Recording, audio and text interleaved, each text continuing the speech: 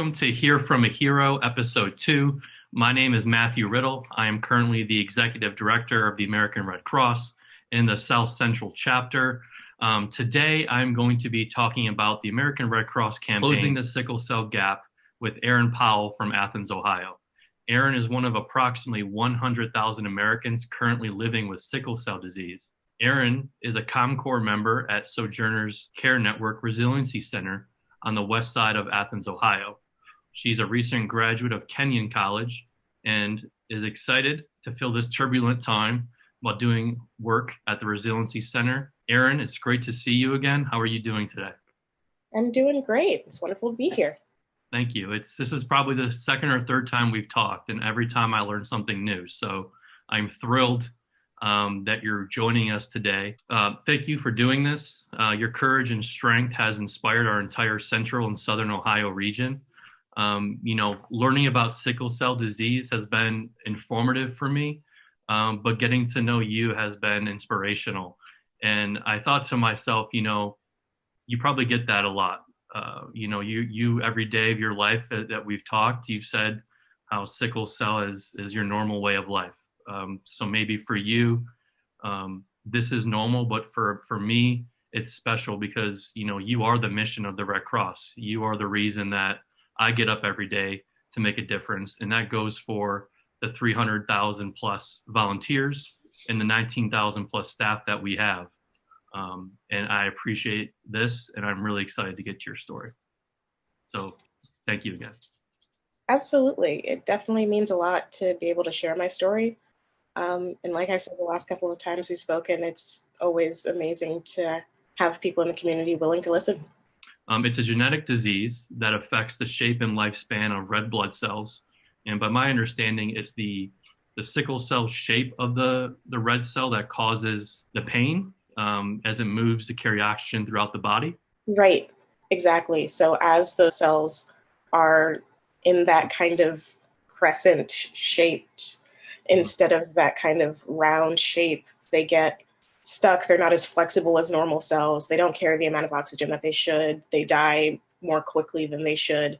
But when they're in that shape, they're just so inflexible that it makes it hard to pass through veins and capillaries and all of those small places that you really need oxygen. And those blockages are what cause that lack of blood flow. And then the muscles just kind of can lead to anemia as well. I saw that. The sickle cell trait itself is passed down from parent to child as a recessive trait, just like eye color, hair color, which goes to the point, and we'll get to your story, but how you found out that you had sickle cell was pretty soon in your life, pretty early on after you were born. So the sickle cell disease disproportionately affects African Americans. About 1 in every 13 African-American babies are born with the sickle cell trait. And unfortunately, by 2050, 30% of all sickle cell cases will increase by 30%. With all that said, Eryn, when did you first get diagnosed with sickle cell? I was diagnosed with sickle cell at birth. There's been a lot of work with initiatives to make sure that we're screening at birth. But one of the reasons they knew to look with me is because my sister was diagnosed. She is 3 years older than me, and she had a series of what they thought were growing pains. Mm-hmm. And eventually they found out was sickle cell disease. So they knew to check with me, but I didn't start having my pain crisis episodes until I was about 5 years old. Your sister has the same disease, correct? Yes. And her symptoms are non-existent or a lot less prevalent than yours? Is that kind of how the disease works too? Right. So my sister, she had that episode when she was 3.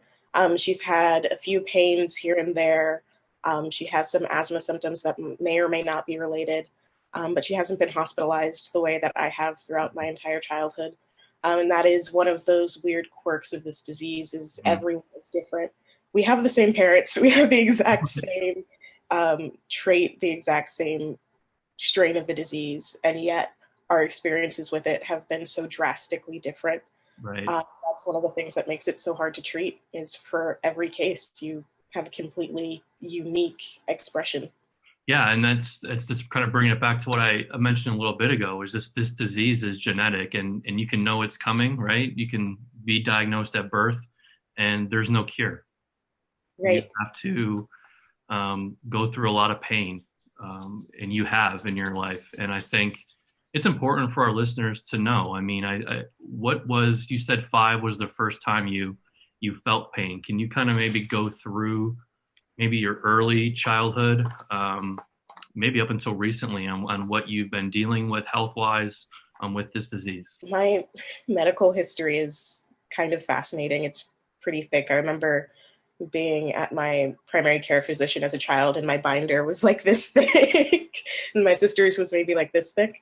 As a child, definitely, I remember those pain episodes, but for me, they were so normalized. I remember going to school and realizing that not everybody had spent time in the hospital, and I was so fascinated by that. Just the number of times for me when I was younger, I would have these series of episodes. So I would spend a week in the hospital, and then it would take me a week to recover. And by the time I was just getting back to normal life, I would have another episode, and I would go months like that. And it would severely just damage your body over a long period of time. And that went up until I was about, say, 14 years old when I had my spleen removed. Because as you mentioned, with those cells being sickled, they get clogged in the spleen as it tries to filter the blood. And it was just so enlarged, they had to take it out. And after that, there was a transition from chronic, consistent pain episodes to much fewer and far between. I don't have them nearly as often, and they usually aren't as severe. They still happen, Mhm. usually in my arms, my legs, my back. However, I've kind of transitioned into having more serious blood clots. So in 2015, I had a pulmonary embolism, which was a series of blood clots in both of my lungs. In 2017, I had a pretty severe stroke. I was in the ICU for about 2 weeks. Spent the summer between my sophomore and junior year learning how to walk again. That was fun. Going back to school, a few more blood clots after that. Right now, I'm pretty stable, which is kind of miraculous considering we're in the middle of a pandemic. But I've always got my fingers crossed, and we're always kind of watching and waiting and not necessarily knowing what's next. But it definitely becomes a routine, and you kind of get used to it. I know you get used to it. It's still hard for me to hear it, and I'm sure it is for the audience as well. It's hard to wrap your head around, knowing that. And I think the one thing that stood out to me that we talked about yesterday was that the sound of the IV, the noise that it makes, was kind of like your comfort zone, right? That noise kind of makes you feel at home. Right. I was in relatively recently, within the past couple of years, and I was in the emergency room, and I hadn't been in for a while. And they had plugged in the IV, and the sound had started, and it's this kind of like whooshing kind of Mhm. sound. And I kind of turned and mentioned to my dad, like, oh, yeah, this is the sound of my childhood. It's actually kind of relaxing to me. At this point, it's kind of comforting because Right. so long I kind of grew up in the hospital. Like that was the one familiar constant in my life. And my sister thinks it's really sad. For me, it's just kind of one of those facts of like, oh Right. yeah, the sound is so familiar, and it's been there for so much of my life. And you were at Nationwide Children's Hospital for the majority of your life, and then you've recently transferred to Ohio State. Right. Okay. So generally that transition period happens between usually around 18 or 21. So yes, I that's a pretty recent transition for me, and that was a lot, but I have gotten used to it, and I really like my new hematologist. She's really amazing, so I appreciate all the work both hospitals have done with me. Yeah, no, and why I want to touch on the hospital just a little bit is one of the treatments that may help you is a blood transfusion. And the average sickle cell patient needs between 500, or I'm sorry, 50 and 100 units of blood in their lifetime. Do you know how many times you receive blood? I know it's over 10, and those are 10 transfusions that I can pinpoint, but there are instances like when I had my stroke where they had to do a kind of complete transfusion, an exchange transfusion, I believe it's called, where you kind of have to flush all of the blood out of the body and replace it with new blood. And the reason they did that for me in those instances is one, just the pain that I was in during the stroke. They needed to know whether or not that pain was caused from the stroke itself or whether that was my body doing its sickle cell thing. Right. So the only way to really make sure that it wasn't sickle cell is just to remove those cells from the body and start fresh. And that lasts for about a month until your bone marrow starts to replace those cells again. So it's kind of, I mean, it's kind of like an oil change almost. But you're taking Yeah. out the bad blood and putting in new blood. And that's scary because you rely on blood donors. Right. You rely on the American Red Cross.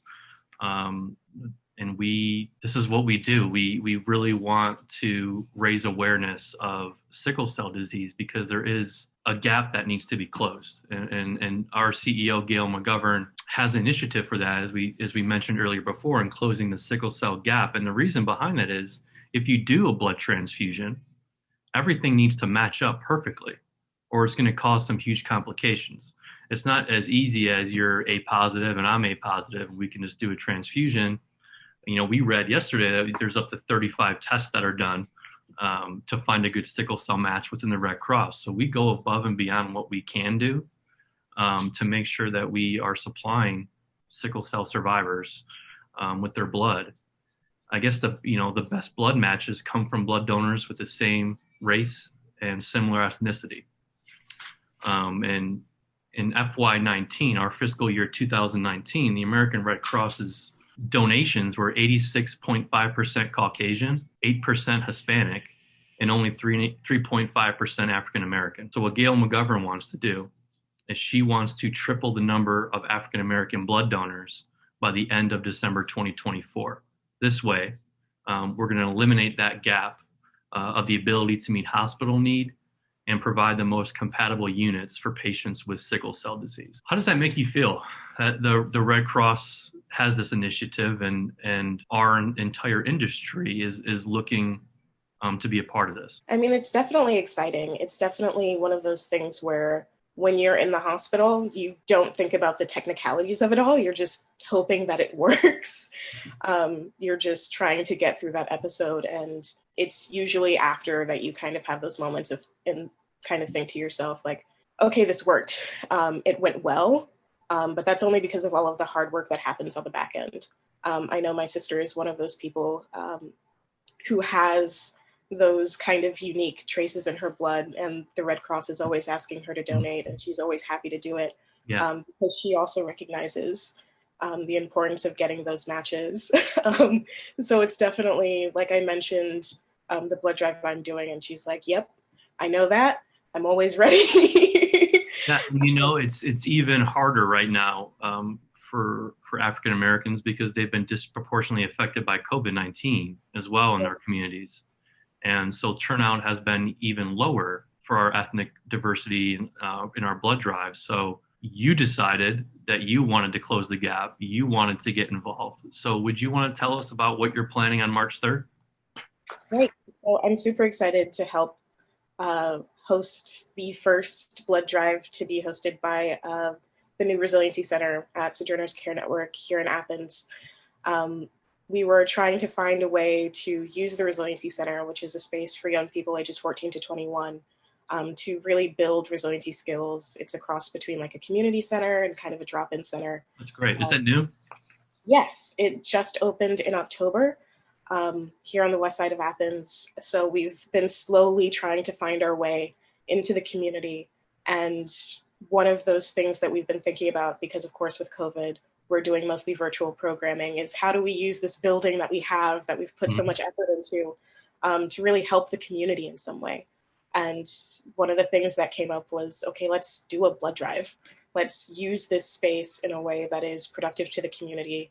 And in doing so, we kind of came across the idea of targeting this blood drive for sickle cell patients, which is kind of amazing for me. It's not often that I get the chance to do something to so directly help the sickle cell community, especially during this time when there's so much going on. I'm really thankful for this opportunity to really actually make substantive change and really bring out the community, and also show the community that the Resiliency Center is a place that is trying to do the work, especially during this time when we're all struggling. Yeah, and that's amazing.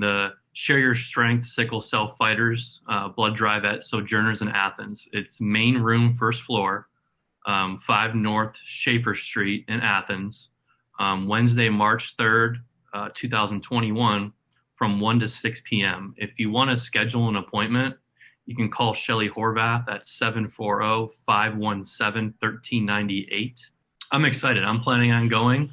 I haven't given blood in a couple months, so for me, it's going to be good to go and hopefully get to meet you in person and participate in the drive. Why should the Athens community want to come support this drive? What would be your your sales pitch besides your amazing story and what do you think you can say? I think that this specific drive is important and unique because the space that we're holding it in, this resiliency center, is a new space for young people in Athens to gather and feel safe and feel heard and build a sense of community resilience. That is the point of the resiliency center. And I don't think that there's a better way to do that than to show up for this blood drive. Because what better way to show a resilient community than to put the effort into going to a drive and donating blood, literally saving lives in the community. It's a resource that we need, and this is a place where we want to show the community that we're doing the work. And we have amazing people who have helped fund the Resiliency Center, the 317 board, the Heritage Foundation. But at the end of the day, we're grateful for that. But this project will only work if the community is behind us. This blood drive is one of the ways that the community can really show its support for this new project, and we're really excited about that. Yeah, I think we have a partner with us. You definitely have a partner with the Red Cross and myself. And I just think it's admirable that even through everything you've been through, you have such a positive attitude. Why is that? What inspires you every day to maybe not worry, maybe not dwell on what's happened in your past with your disease and just focus on doing good? Right. I think it's definitely something you gain over time, that it's a skill. It is being resilient. And I hate to make a pun out of that. But learning how to be resilient is a skill that you learn from the people around you. And something that I kind of say to myself and say to other people every once in a while is that for every unfortunate thing that's happened to me in my life, I've met at least 3 amazing people out of the experience. And I've always kind of taken that as a drive to keep going, because for every stumbling block, for every chronic condition, I've been able to meet people like you. I've been able to go to Flying Horse Farms, which is a camp for children with serious life-threatening illnesses. I've been able to do this work because of my experiences. And all of the people I've met, all of the people who've encouraged me, I've always had amazing friends. I've been so lucky and fortunate and privileged to have a family that really goes out of their way to protect me and support me. And I think the only way that you can pay that forward is to continue to embrace the love that I've been given, and try to give it back in some way. So I guess I try to think of it that way. I try to think of all of the people that I've met through my struggles, if you want to call them that, and really just continue to pay forward that kindness. Yeah. I think as we try to, as a Red Crosser, as an executive director, as a fundraiser, as someone who works in biomed, your friend Jordan, my friend Jordan, who is helping us put this blood drive together, it's stories like this that really are fuel for us. It's not often that you get to touch the mission of the American Red Cross during a pandemic. We've all been virtual. Some of our people have been out and able to go on deployments and make runs for disaster teams and go to blood drives. I have not. I have been home, and you have been a breath of fresh air. I feel like you've come into my life to motivate me and our entire chapter, and I know you have. And I am just forever grateful for this, because it reminds me a lot of my dad. And my dad passed away in 2014 from pancreatic cancer, and he got all of his blood from the Cleveland Clinic for his transfusions and platelets. And I remember he looked at me one time when he was getting blood and he said, Matt, don't feel sorry for me. Feel sorry for the kids in the other room. And, he is only 59 when he said that. I'm 34 now. So, that type of, that line that he gave me makes me realize that there are younger people. You don't know what everyone's going through in their daily life. And I think you're a perfect example of that. You could see you look great, you look healthy. If we saw you on the street, I would never know you have sickle cell disease or anything like that. And I think that's what makes us special, humanitarians, great advocates for the community, is being family and like you said, feeling the love of helping others. And then you get that bug, right? And you always want to constantly help people. So I'm really excited about being at your drive on March 3rd. I know the Athens community is going to be coming out in support of that. So anything else that you think is important for us to know, for the Red Cross to know, our volunteers, our staff? I think I would just continue to encourage everyone to do that really challenging thing right now, which is to kind of look past yourself a little bit. And that's really hard to do because we're all in a survival mode. We're all in that fight or flight mode right now. And that cannot be helped. But what can be helped is the people around you. And taking that moment to genuinely look past what you see on the surface and understand that, like you said, everyone's in this position. I think that kind of empathy is absolutely devastatingly important right now. And especially that kind of radical empathy, it ripple effects. It ripples out and it changes more people than you can think. Things that you say that you forget 2 minutes later change people's lives. And it's those moments that really mean everything. So Eryn, thank you for taking us on your personal journey and sharing your words with us. I can't wait, like I said before, to do more with you, do more with your Resiliency Center. I think that is an amazing idea. And I think the Athens community will rally around that. And let's hope that starts on March 3rd with some awareness that we raise. And I'll challenge the Athens community to listen to this story, to Eryn's story, listen to what she's dealt with her entire life, and remember that there are more people out there like Eryn. It's not just people with sickle cell disease. There's other blood diseases where we need blood. So if you're healthy and you're able to give blood, please roll up your sleeves in honor of Eryn. And to help others like her. Eryn, before you go, is there anyone or an organization that you would like to thank right now? Absolutely. One of the reasons I'm able to do this is because I am doing a service year with ComCorps, which is an AmeriCorps organization. So I'd like to thank them really quick and all of my fellow Corps members who have taken the time to serve during a pandemic. Yeah, no, that's great. We have several AmeriCorps members that were volunteers that are now staff with the Red Cross. So an amazing organization as well.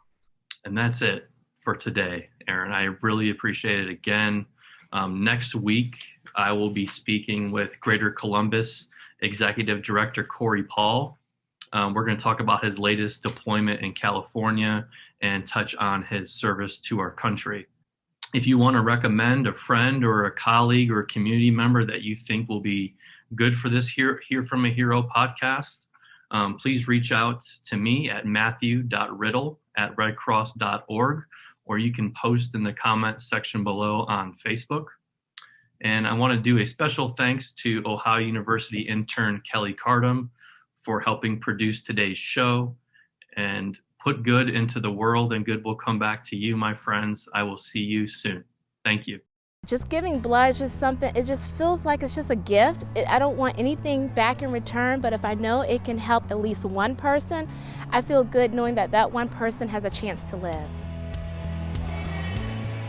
It's important to me as, an African American, to donate blood. I started donating blood maybe about 7 years ago when a friend of mine, her son, has sickle cell, and she wanted to have a blood drive, so we put one together, and ever since then I've been donating blood. I keep coming back because I know the importance of blood donations. I've had several coworkers and friends who have really benefited from the fact of people donating blood. I have several friends that have had to have blood transfusions, even here recently.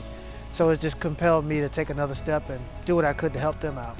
You never know when you may need blood or someone close to you may need blood. I understand, we coming out during the time of the pandemic, but I had no problems coming out. It was a great experience. The staff is great, easy to work with, funny, and make it pleasant for you. The American Red Cross has all the safety measures in place. It was straightforward. Mask, took your temperature at the front desk, hand sanitizer available. Oh, the process is very safe. I felt welcomed, I felt comforted. I am not one that really likes needles, but again, because I am so passionate about the fact of giving back, I make that sacrifice, and I just keep coming back because I know how important it is. So I just encourage anybody who wants to give back to their community to come and do it. Once you give, you'll keep giving because you realize how many people you are actually helping. We're saving lives. Every little bit counts.